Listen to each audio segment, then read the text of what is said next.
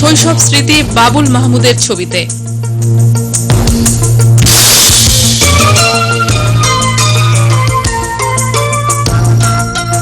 বিশিষ্ট শিল্পী রামানন্দ বন্দ্যোপাধ্যায় প্রধান অতিথি হিসেবে উপস্থিত ছিলেন কলকাতায় নিযুক্ত বাংলাদেশের ডেপুটি হাই কমিশনার মোহাম্মদ তৌহিদ হোসেন। তাই বা লাট্টুর কি কোনো জাত, ধর্ম বা দেশ আছে? নেই, শৈশবেরও নেই।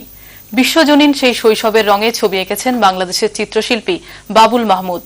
কলকাতায় শুরু হলো তার ছবির প্রদর্শনী, মাই ড্রিম মাই চাইল্ডহুড। কোথাও ঘুড়ি উঠছে, কোথাও লাট্টু ঘুরছে বন বন করে। কলকাতার একাডেমি অফ ফাইন আর্টসে শুরু হলো বাংলাদেশের চিত্রশিল্পী বাবুল মাহমুদের প্রদর্শনী মাই ড্রিম মাই চাইল্ডহুড।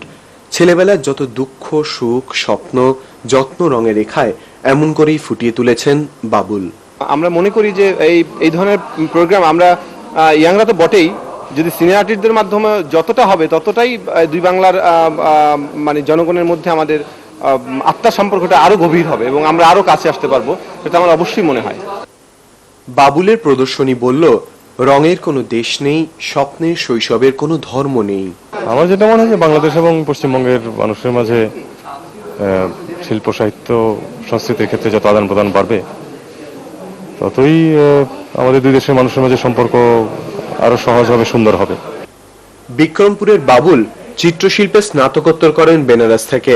গ্রাফিক্সেও তিনি দক্ষ। বাবুলের এটি তৃতীয় একক প্রদর্শনী। জয় চক্রবর্তীর রিপোর্ট, তারা নিউজ, কলকাতা।